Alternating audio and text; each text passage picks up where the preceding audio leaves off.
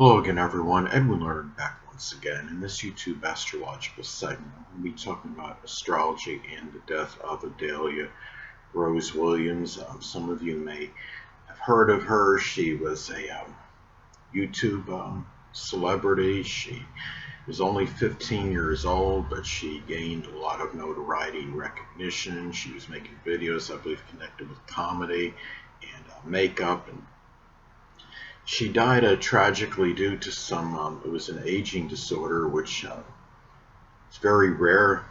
It's with children, and what happens is basically there's an accelerated aging process. And I guess you could say, it has to do with accelerated aging, I should say. And she would, it's sad because the body ages at an accelerated rate and makes you much older than you actually are. And very brave and courageous young woman. My condolences go out to the close friends and family members of her. Heart goes out. It's just terrible. She's also, like me, she's a Taurus ascendant, and it has me concerned more now about myself, even because she had transit Uranus close to her ascendant at the time of her death. And the thing is, I'm going to have transit Uranus conjunct my ascendant in like 2024, and it's not far from it right now.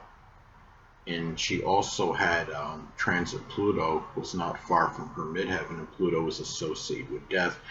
And the midheaven is something, is about notoriety, recognition, and something that, the fact that this was a death that obviously was very public and gained a lot of exposure because she herself is famous. And I have transit, not only transit Uranus is not far from my ascendant, but transit Pluto is approaching my midheaven. And there's also been some other people that have had some tragic endings, sadly, when they had transit Uranus even by their sun. Some of you may have heard, I forgot her name, but it was last year. Somebody that jumped off a building and landed on top of a woman. Someone was attempting suicide, and this person landed on top of a woman, and the woman died, and she succumbed to injuries from the man that landed on her. And she had transit Uranus close to her sun in Taurus at the time. There was something else happened too. I don't remember if it was 2020 or 2021. Where there was a young boy who was riding his bicycle, and somebody had walked up to him and shot him. And he had transit Uranus close to his sun in Taurus as well. But anyway, going back to this chart, her passing, I'm going to talk about some natal placements, transits that may be tied into her life and her passing. Now, speaking of her life, she had the sun in Sagittarius, life where she had, where she was likely the incorrigible optimist, and expressed a lot of exuberance and enthusiasm. She shined in being jocular, being comedic. Her videos were associated with, at least some of them were associated with comedy. The fact that has the moon in Leo, it shows a lot of that, gained attention and acclaim. And the thing is, and with the Taurus ascendant, I'm sure this was done with a lot of persistence and hard work, dedication, loyalty, and in very methodical, deliberate fashion. And again, she struck me as somebody, this is the first time, honestly, I've heard about her, but the feeling I get, this was somebody that had a lot of courage and fortitude, and to die at such a young age and to still do what she did, even knowing that what she had was fatal, that this was something that was going to kill her sometime in the near future. Now, the average, I read something on some source online that the average, it's like a life expectancy for somebody that had her specific disease was like 13 years old, and she lived to 15. So that, I mean, and what she did was very laudable, to say the absolute least, and continuing to be positive, be expansive. A lot of that's attributed to her, Sagittarius sun. She has a number of planets in Sagittarius. It appears she has Jupiter, Mercury, it looks like Mars, the Sun, Pluto, and she also had Venus in Sagittarius at 29 degrees, and Venus is associated with money. Sagittarius is humor, jocularity. The money. I believe she made some money from what she did on from the videos, but you may want to confer that on the internet. And the thing is, Jupiter and Sagittarius by itself, that could be luck through being humorous, by being the comedian, it could be about being prosperous from doing things associated with humor and comedy, and also just being lucky just by being expansive and optimistic and upbeat. When you're lucky, I mean, when you're positive, often brings about positive things into your life. And the thing is, looking at the chart as well, she had a preponderance of planets on the top half of the chart, obviously making her more gregarious and extroverted as opposed to introverted and insular. She was probably more inclined toward a public life in contrast to a private one. Now, the thing about this is, sadly, she had Saturn in the fourth house. And Saturn is about restrictions. The fourth house is associated with the end, the latter part of life, the end of life. And it's interesting looking at, this as well. She had also, too, on her 10th house cusp, she has Capricorn on it. It looks like it's at 28 degrees, but it looks like it's not far from the 29th, and we'll see. It looks like it's 28 degrees, 50 minutes of arc. I want to see that a second. Now, that's what it appears to be. Yeah, it's like 28 degrees, 50 minutes of arc. It's very close to the 29th degree. 29th degree is an anaretic degree in astrology, and it also can reflect the full culmination of the energy. And sadly, I mean, maybe this somehow reflected in having certain exposure and notoriety. The 10th house is our recognition as being somebody that appeared a lot older than her years. And I'm not saying this in a derisive or derogatory manner. I'm just saying it just, factually speaking.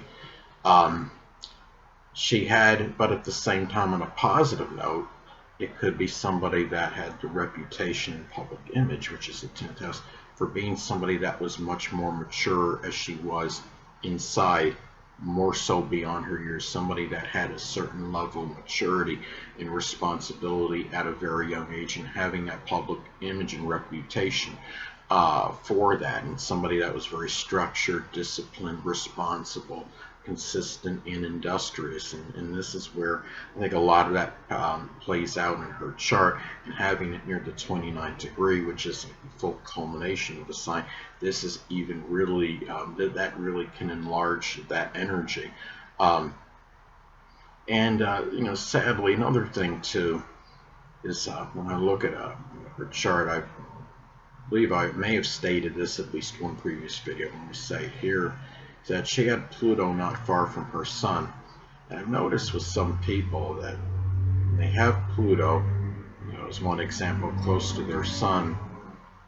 I've noticed that a number of them, it seems like there's the life often will end earlier than normal, than the average time period. That I can't remember her name, but there was some woman that was there's another person that had the sun in Sagittarius, and it was that one. It was an infamous story where she had hung herself. She had committed suicide because she had been bullied excessively online, and she had, and even physically, at least on one occasion. But You probably know who I'm thinking of, but I can't, for whatever reason, I'm not thinking of her name off the top of my head, and I had actually done a video about her. But anyway, some other things to look at in her chart, what I'm saying too, is that I know that hair loss said was connected with her disease as well. And I noticed her Saturn, which is associated with her, is retrograde. She also had transit Saturn not far from her natal Neptune at this time. And Saturn can be associated with hair, and Neptune is associated with dissolving and dissipation. So, in being in Aquarius, that could manifest in the dissolving dissipation of hair. In something, and the reason being a very unusual reason, which in this case it was attributed to her aging. And interestingly enough, it falls in her 10th house, and the 10th house in astrology corresponds with Capricorn, which is connected with older age. And even though she wasn't an older person, the disease did age her as far as superficially, biologically, physically. Hold on a moment, people.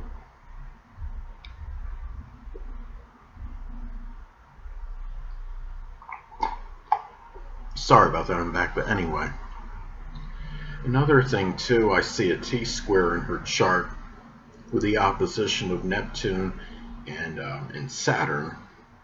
And the thing is, and then the point, the apex point appears to be Jupiter in Sagittarius. And the focal point of a T-square is that point of overcompensation and overemphasis to make up, to basically, resolve the issue with the opposition in the T-square configuration. Now, having, Neptune opposing Saturn by itself could be, maybe it can be something about escaping, it could be some kind of situation, limited home life. Maybe she has Saturn in the 4th house, and the fact, and maybe just kind of escaping reality. I would say Saturn could have a connection with what's real, what's actually reality, and Neptune is about escapism. She has Neptune in Aquarius, and Aquarius can be connected with social media and the internet. And Neptune is also associated with videos. The thing about this is the apex point appears to be, at least one of the points appears to be Jupiter in Sagittarius. And that's the overcompensation point, and that could be really enlarging or really having enthusiasm and exuberance for doing things associated with humor, for humor, for being the comedian. For comedy in general. And in the 7th house can, I would say, can have a connection with popularity. It's about our relationships and others in general. And that's really where I think that was a very strong point of emphasis and accentuation with her.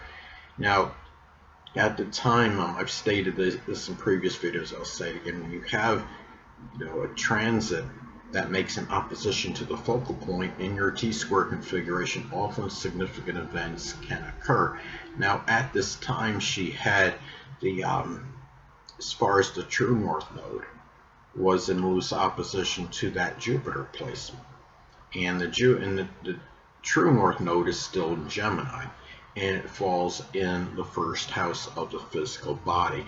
And when you have the north node in transit, can be about issues one may have to address and confront. And the in the 1st house again is the physical body, and that and it's something, of course, sadly did happen that was significant. It was the vitality in her life sadly coming to sadly an end at this time. And I don't know if there was anything being in true north node, being in Gemini, can be about issues with the arms or the hands or mobility or with breathing or the lungs, nerves. I don't know if she had any of those conditions though.